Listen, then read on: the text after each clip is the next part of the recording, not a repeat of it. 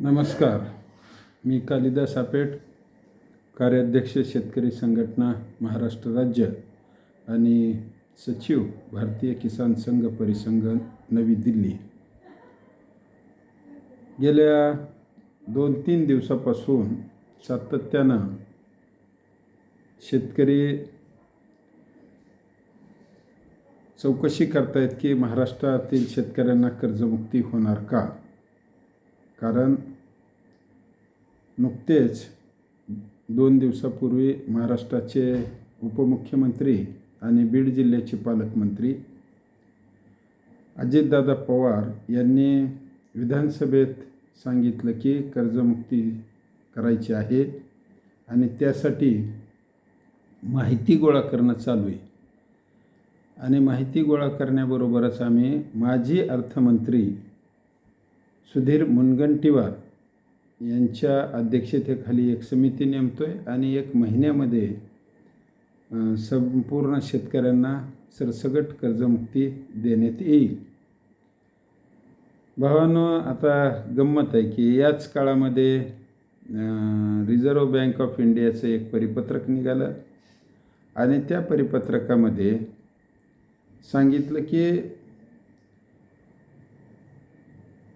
कर्जमुक्ती बँकांना बंधनकारक राहणार नाही.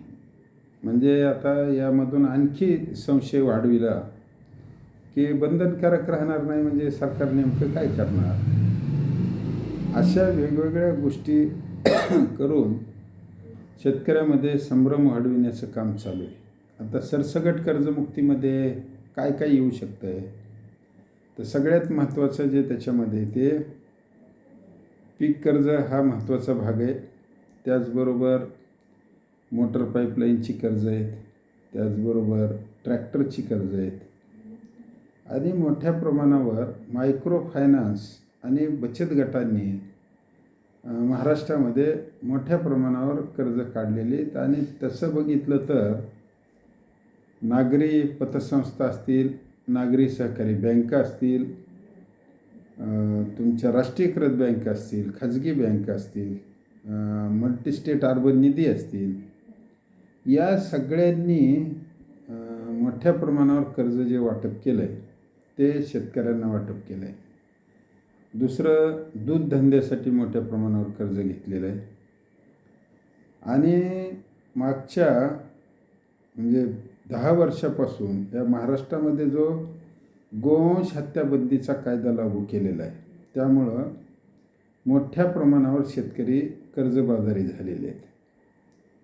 अशा काळामध्ये आता सरसकट कर्जमुक्ती द्यायची असेल तर सगळ्यात महत्त्वाचं आहे किंवा ही कर्जमुक्ती करताना पैसे किती लागतील. तर खात्रीने हे सांगता येईल की आत्ता जो नागपूर ते गोवा हा प्रस्तावित शक्तिपीठ महामार्ग आहे आणि त्याच्यासाठी कालच्या अर्थसंकल्पामध्ये जवळपास 1,00,000 कोटीची तरतूद अजित पवारांनी अर्थसंकल्पामध्ये केलेली. तर मला असं वाटतं आहे की तो जर का प्रकल्प 1-2 वर्ष पुढं ढकलला तर आपण शेकडो शेतकऱ्यांचे प्राण, जे की आत्महत्येच्या उंबरठ्यावर उभा आहेत, विदर्भ मराठवाड्यातले शेतकरी, त्यांचे प्राण आपण वाचवू शकतो. मागच्या 24 वर्षामध्ये साधारण 50,000 शेतकऱ्यांनी आत्महत्या केल्याची नोंद सरकार दरबारी झालेली आहे. आणि हे काही छत्रपती शिवाजी महाराज, डॉक्टर आंबेडकर, महात्मा फुल्यांचा महाराष्ट्र जे काही कोण लोक सांगतायत त्यांच्यासाठी अभिमानाची गोष्ट नाही.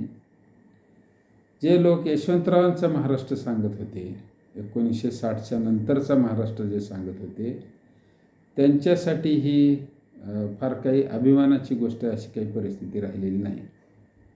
यशवंतराव चव्हाणांनी साखर कारखाने, सूतगिरण्या, बँका, पतपेढ्या, बाजार समिती, देशी दारूची दुकानं, रेशनची दुकानं आणि शिक्षण संस्था या उभा करून तथाकथित पुरोगामी महाराष्ट्राचा विकासाचा गाडा चालवला, बऱ्यापैकी त्याला यशही आलं. पण आज जर का बघितलं तर हेच साखर कारखाने, सूतगिरण्या, बँका, पतपेढ्या, दूध संघ, बाजार समित्या, दारूची दुकानं आणि तुमचे रेशनची दुकानं आणि शिक्षण संस्था, हे ज्या काही गोष्टी कायदेशीरदृष्ट्या उभा केलेल्या होत्या, ह्याच शेतकऱ्यांच्या लुटीला कारणीभूत ठरलेल्या आहे. मागच्या 10 वर्षात बीड जिल्ह्यामध्ये गोपीनाथ मुंडेंच्या मृत्यूनंतर पंकजा पालवे मुंडे या बीडच्या पालकमंत्री झाल्या.